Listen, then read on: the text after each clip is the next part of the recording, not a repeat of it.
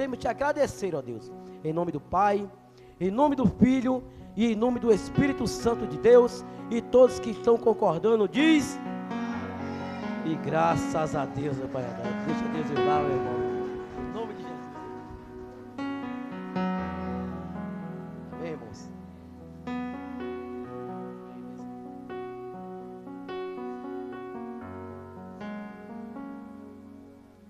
Glória a Deus. Eu quero cumprimentar o povo de Deus com a paz do Senhor Jesus. Amém. Quem está feliz com o Senhor essa noite? Eu estou feliz com o Senhor por mais uma rica oportunidade que o Senhor nos concede de estar em tua casa para te glorificar e para te exaltar. Quero ser grato a Deus por essa oportunidade, ao pastor Davi, que é um amigo, nos fez o convite, e hoje foi peleja, hein? Minha esposa está ali, e quase não conseguia chegar aqui hoje, em cima da hora. Deu um apagão lá em casa, lá, pipocou o fio, a gente ficou sem energia. Aí eu tentei falar com um amigo, com outro, para poder se podia vir em meu lugar, porque eu não ia poder deixar a esposa lá, né, e as coisas do jeito que estava. Aí um cancelou, falou que não podia. Depois o outro falou, rapaz, não posso não. Rapaz, vai lá, dá glória a Deus, e as coisas Deus vai ajeitar. Eu já entendi logo que o Senhor queria mesmo, que era eu que viesse. Então só temos que dar glória a Jesus, né, por tudo que Ele tem feito em nossas vidas. Está comigo, né, minha digníssima esposa, a nossa irmã Nayana, que está sempre nos acompanhando. Né, eu tenho algo comigo, né, primeiramente Deus, e depois a nossa família, ela, né.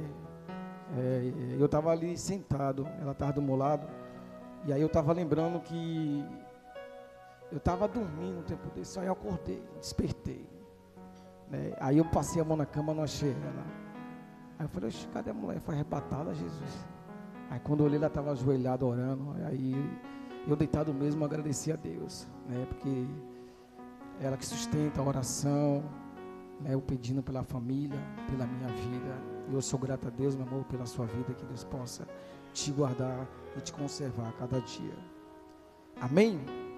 Tem uma palavra nessa noite para nossas vidas. Mas de antemão, eu tenho sempre um costume de louvar pelo menos um trechinho de um louvor que o Senhor colocou no coração. Eu vou ser bem direto naquilo que o Senhor essa noite Ele quer falar conosco. Amém?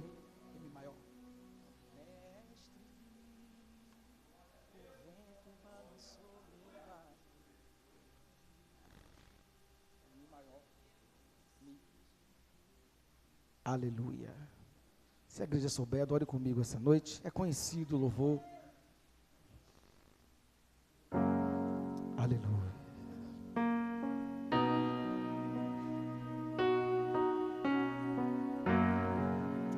Glória seja dada a ti.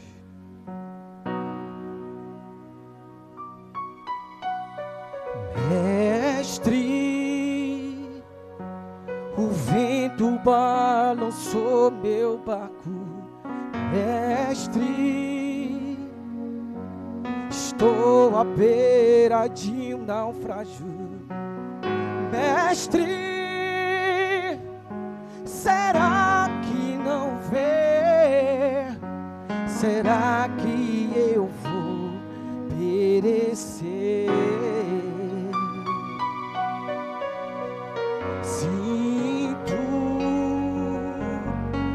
Na pele o frio desse vento, chego a crer que não está me vendo.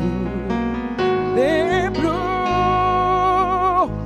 que está logo ali, na proa do meu barco a dormir. Eu sei que não estou só, já posso crer que o amanhã vai ser bem melhor. Só porque Ele está comigo eu posso clamar. Eu acredito, eu não vou naufragar. Só porque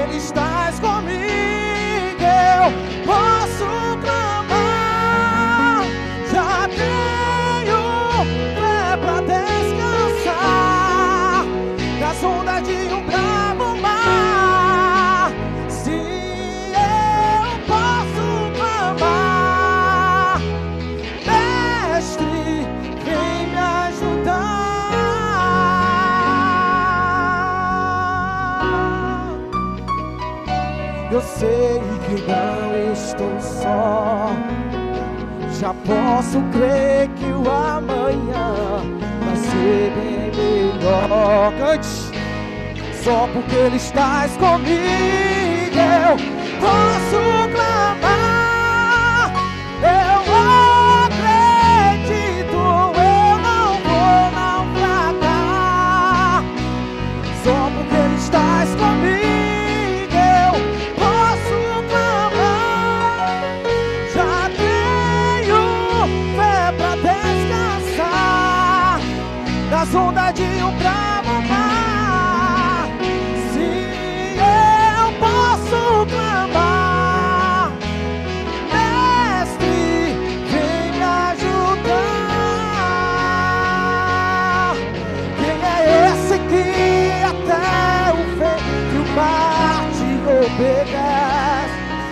Quem é esse que ordena e o milagre acontece? Jesus, todo nós.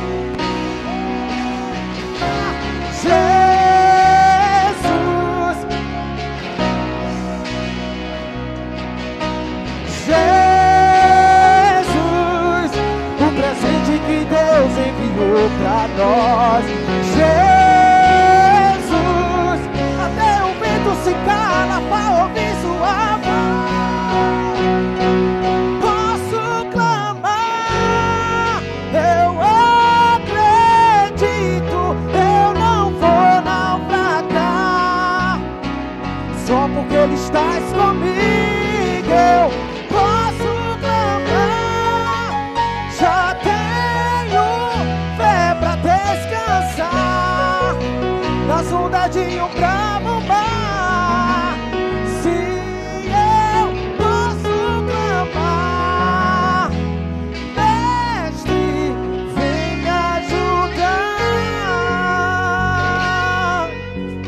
Aleluia. É Ele que tem todo o poder para acalmar os ventos e a tempestade sobre as nossas vidas. Livro de Marcos, no seu capítulo de número 5, número 4, no seu versículo de número 37 e 39. Logo após Marcos, ainda no livro de Marcos, capítulo 5, no seu versículo 18 e 19. Aleluia, Jesus. Glória seja dada ao teu santo nome. Marcos capítulo 4, versículo 37 e 39. Logo após Marcos 5, 18 e 19. Amém?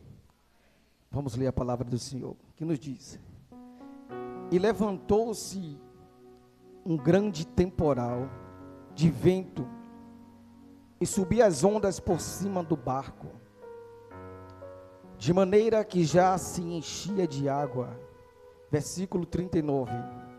E ele, despertando, repreendeu o vento e disse ao mar: Cala-te, aquieta-te. E o vento se aquietou, e houve uma grande bonança. Capítulo 5, verso 18 e 19, que nos diz: E entrando ele no barco, rogava-lhe o que era endemoniado, que o deixasse ir com ele. Jesus, porém, não lhe permitiu, mas disse-lhe: Vai para a tua casa, para os teus, e anuncia-lhes com grandes coisas o Senhor te fez, e como teve misericórdia de ti.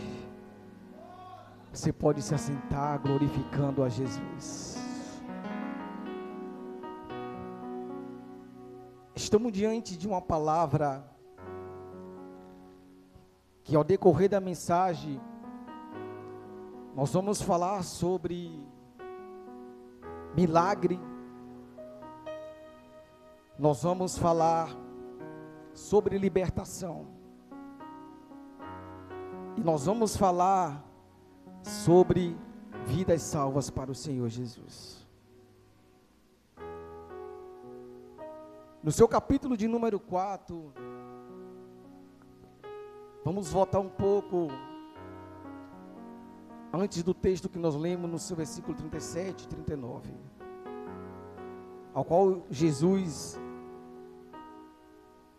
ele está trazendo ensinamentos para a vida dos discípulos e para a vida das pessoas que rodeavam o mestre. As pessoas tinham o desejo em seu coração de ouvir Jesus. E ele vem falando acerca da parábola do semeador.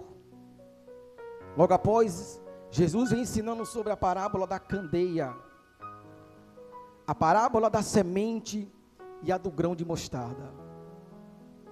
Eu não vou entrar em detalhes sobre as parábolas, mas só para os irmãos entenderem que quando Jesus falava sobre parábolas, ele estava atraindo do mundo material em que nós estamos vivendo e trazendo para o mundo espiritual. E essas palavras comoviam o coração das pessoas que ouviam o mestre. As palavras de Jesus tocavam o coração dos discípulos, ao ponto das pessoas chegar até o mestre para poder ouvir. Ensinamento esses instruído pelo Espírito Santo de Deus.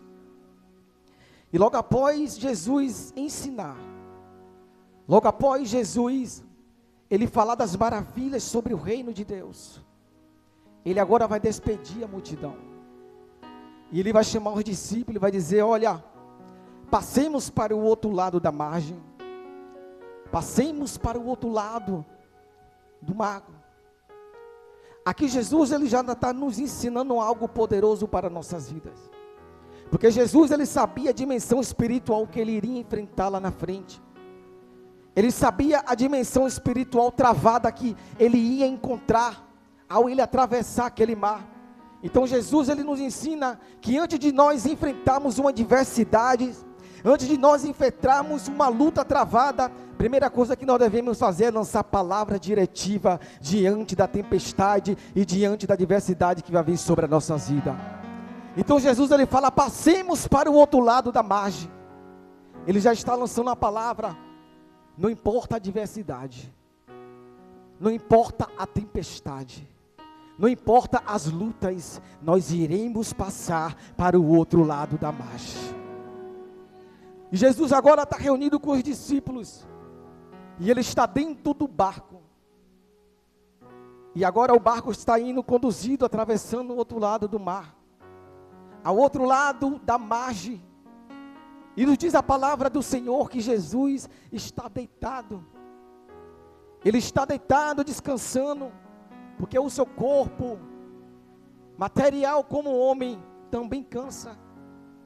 Vai chegar um momento que a gente vai ficar despojado, vamos estar cansados diante de toda a adversidade, todas as lutas que nós passamos em nossas vidas.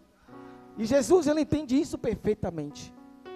Ele agora está descansando, e eu imagino os discípulos arrodeados naquele barco, arrodeados aonde estava o mestre deitado. E a palavra do Senhor nos diz que agora vai se levantar uma grande tempestade. Vai se levantar agora um vento que vai jogar, fazer com que as ondas agora façam as águas entrar dentro do barco onde estava o discípulo e aonde estava o mestre. Mas o que me chama a atenção nesse texto é que mesmo diante da tempestade, Jesus continuava dormindo. Jesus estava deitado. Enquanto os discípulos estavam desesperados, o mestre estava tranquilo. É o Senhor dizendo: não importa a tempestade que você está vivendo, eu estou no controle do barco. É eu que estou no controle, é eu que estou na direção diante da sua família, é eu que estou no controle nas suas finanças, do seu trabalho, da sua vida espiritual, é eu que estou no controle de tudo. Jesus está descansando, e agora os ventos arremessam as águas sobre o barco, e os discípulos ficam desesperados, ao ponto de chegar para o mestre e falar: Senhor, não te importa que pereçamos, as ondas estão invadindo o barco, e o barco pode ir a pique, pode naufragar, nós estamos diante de uma tempestade grande, Senhor. Só que aqui, eu aprendo algo tremendo com Jesus. Os discípulos andavam com Jesus, eles sabiam que Jesus operava milagres, eles já tinham visto Jesus fazer maravilha e prodígio, diante da vida da multidão, das pessoas que acompanhavam o mestre. E porque o seu coração continuava tremendo, é o Senhor dizendo para nós nessa noite: você tem caminhado comigo verdadeiramente? Você conhece verdadeiramente o poder que eu tenho? Você sabe que o controle está na minha mão? É o Senhor dizendo para nós: entrega tudo na minha mão nessa noite, e eu fará sobre a sua vida. Não importa se você está vivendo uma tempestade, não importa se sua vida está de ponta cabeça, se a sua vida está toda revirada, é o Senhor dizendo: entrega tudo nas minhas mãos, e tudo eu farei sobre a sua vida. Jesus se levanta, e Ele repreende o vento e as tempestades. Ele fala: aquieta-te. Imediatamente houve-se uma grande bonança. Aqui acontece um milagre, porque dentro daquele barco tinha 4 pescadores: André, Pedro, Tiago e João. E eles sabiam que o mar da Galileia acontecia sempre tempestade. Mas aqui no livro de Marcos não temos a colocação da gravidade da tempestade. Mas no livro de Mateus, no seu evangelho, Mateus ele vai destacar. Ele vai falar que essa tempestade não é uma tempestade normal. Tanto é que fala que é uma grande e tremenda tempestade que vem adiante do barco onde estava Jesus e os discípulos. E aqui o Senhor já começa a falar conosco poderosamente. Não importa o tamanho da tempestade, não importa o tamanho da adversidade, é eu que estou no controle de tudo. É o Senhor que está no controle. Não adianta a gente lutar com nossas próprias forças. Não adianta a gente colocar o nosso braço onde a gente não pode alcançar. Temos que entregar tudo na mão daquele que pode resolver tudo. E o único que pode resolver todas as coisas é o Senhor Jesus Cristo de Nazaré, que está aqui nessa noite dizendo: entrega tudo nas minhas mãos, e o maior eu farei sobre a sua vida. Porque existem pessoas que querem lutar com o seu próprio braço. E existem algumas tempestades que acontece na minha vida e na sua vida, que é o Senhor que permite, para ver se a gente vai entregar nas mãos dEle, para ver se nós temos a confiança verdadeiramente, que Ele pode fazer sobre as nossas vidas. A gente quer colocar a mão naquilo que o Senhor está falando: calma, entrega para mim, eu estou no controle de tudo. A tempestade é acalmada, os ventos são acalmados, e houve um grande milagre naquele lugar, ao ponto dos discípulos que andavam com Jesus, que estavam lado a lado com Jesus, eles próprios dizem entre si, dizendo: quem é esse, que até o vento e os mares te obedecem? Quem é esse que tem o poder de controlar os ventos? Quem é esse que tem o poder de controlar o mar? O único que tem todo o poder sobre as suas mãos é Jesus Cristo de Nazaré, aquele que morreu na cruz, está no nosso meio nessa noite. É Ele que tem todo o poder, é Ele que tem todo o controle. Não vai adiantar a gente se desesperar, não vai adiantar a gente gritar, não vai adiantar a gente colocar nossas mãos, as coisas só vão piorar, a gente só vamos nos confundir a cada dia, se nós não entregarmos verdadeiramente na mão de Jesus. E eu não sei porque o Jesus está tocando nessa tecla, de de entregar nas mãos dele. Eu estou passando por um processo, e isso daqui o Senhor tocou em meu coração, a qual a ansiedade começou a me afligir, eu querendo que acontecesse, eu querendo explicação, eu querendo todo o tempo uma resposta. Eu estava no meu trabalho, trabalhando com a máquina, tem mais ou menos uma semana, e eu ouvi uma leve voz no meu ouvido dizendo: no momento em que você entregar nas minhas mãos, eu começo a trabalhar em seu favor. O Senhor vai começar a trabalhar no favor de crente nessa noite. É só entregar na mão dele, é só entregar o projeto, é só entregar a causa, é só entregar o que você está passando, que ele vai entrar com providência verdadeiramente sobre a sua vida. Não vai adiantar a gente gritar, se desesperar, rolar no chão. O Senhor Jesus, Ele é fiel para cumprir aquilo que Ele te prometeu. Após o vento, a tempestade será acalmada, os discípulos ficaram impactados com o milagre que Jesus operou. A Bíblia vai nos dizer que o Senhor vai às terras de Gadara.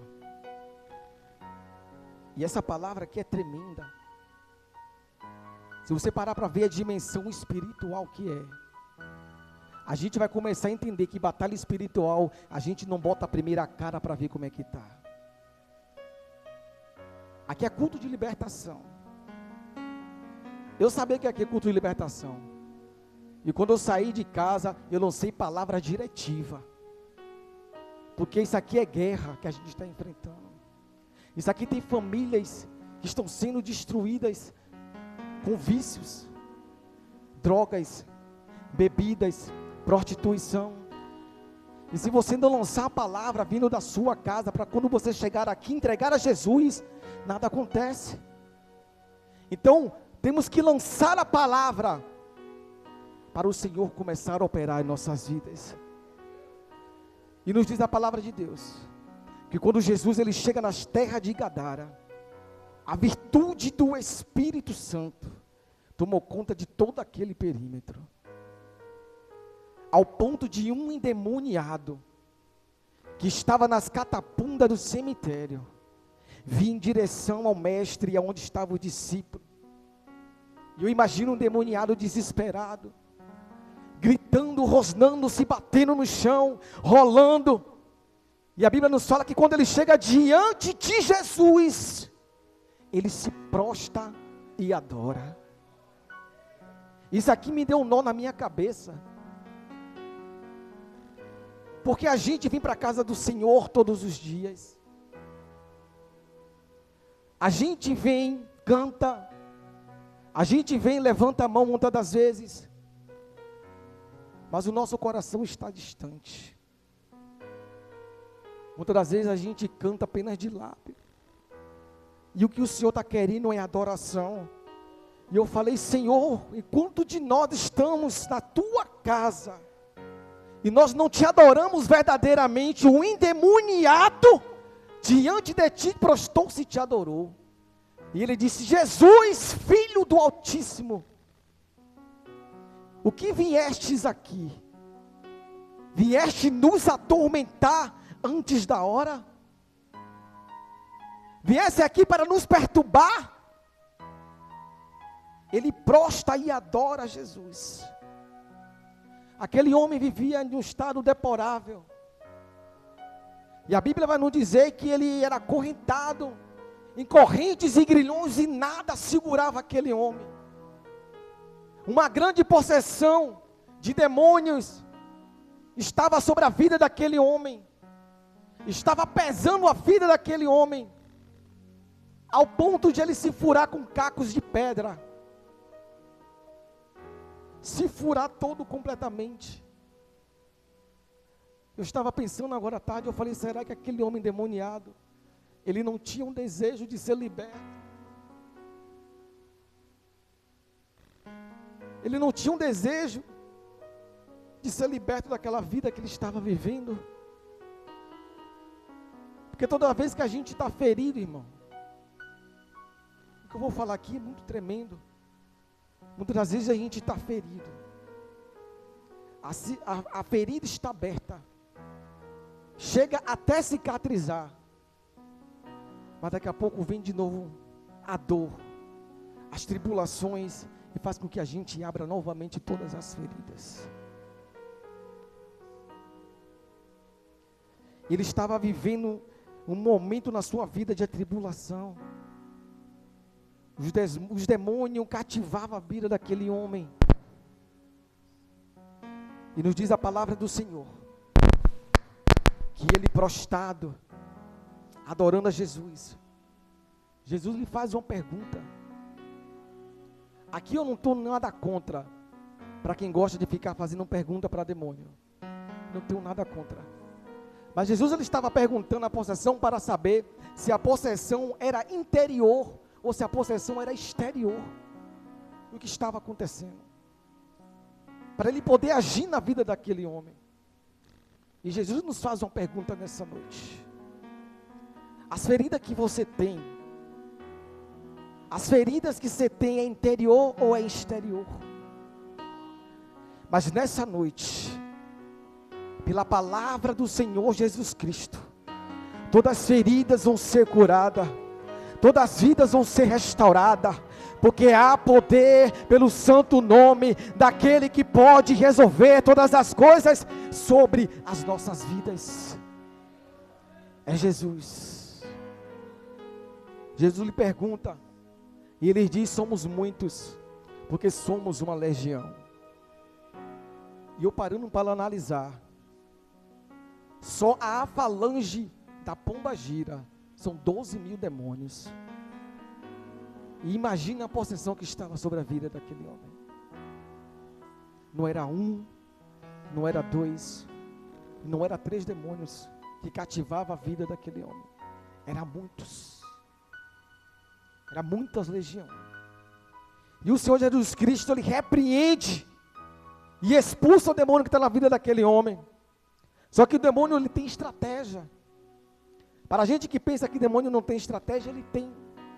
E se a gente não tiver cuidado, se a gente não tiver alicerçado, se a gente não tiver debaixo da proteção do Espírito Santo de Deus, ele nos derruba.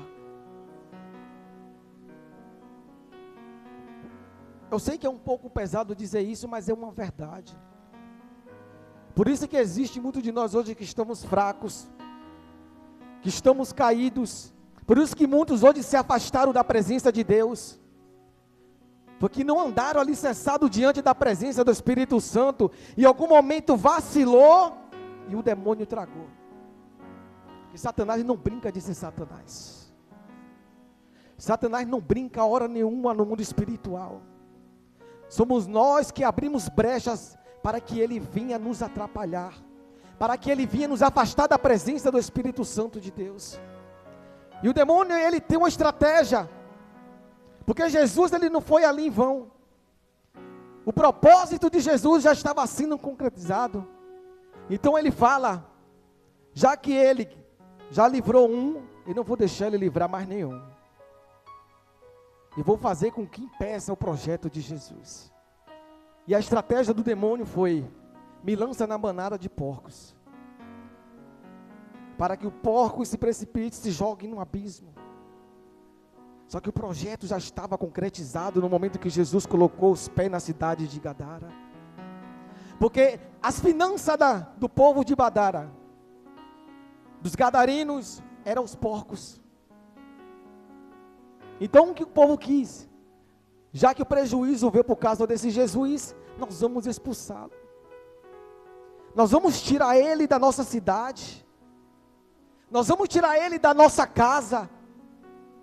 Vamos lançar ele embora, porque perdemos toda a nossa finança. E mais uma vez eu digo, mas o projeto já estava concretizado na cidade de Gadara. No momento que os demônios entram nos porcos, e os porcos se precipitam e se lançam no abismo, aquele homem já está liberto. Aquele homem já está com sua vida restaurada. O brilho nos olhos daquele homem já é diferente. Ele já está vendo agora um Jesus na sua frente, que operou um grande milagre na sua vida. E quando o povo vem expulsar Jesus, e Jesus já está indo embora, aquele que era endemoniado, que teve a sua vida liberta, que agora passou a entender quem é Jesus de fato, ele fala: deixa-me ir contigo, deixa eu seguir também, deixa eu fazer parte. É que Jesus fala: não, o projeto já está concretizado aqui na cidade de Gadara.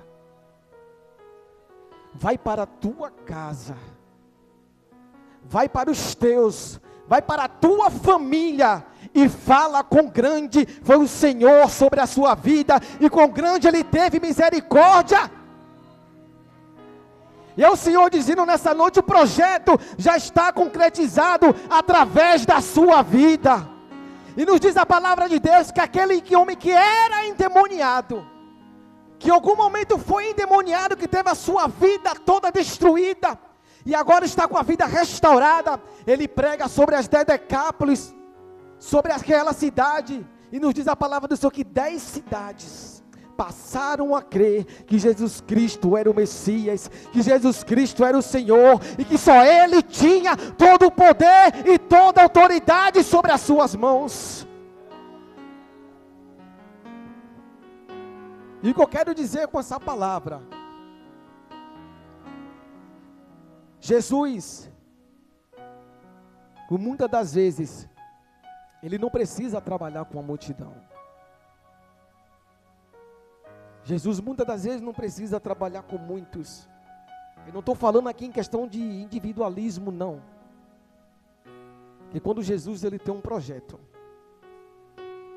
Ele precisa apenas de um posicionado para Ele fazer uma grande obra. Ele precisa apenas de um que se coloque diante da sua presença verdadeiramente, para Ele operar um grande milagre. Quem sabe na sua casa tem alguém que não seja crente. Na sua casa esteja um que esteja no vício das drogas, que esteja no alcoolismo, que esteja na prostituição, mas é o Senhor que colocou você lá, para você fazer a diferença no meio da sua casa e no meio da tua família.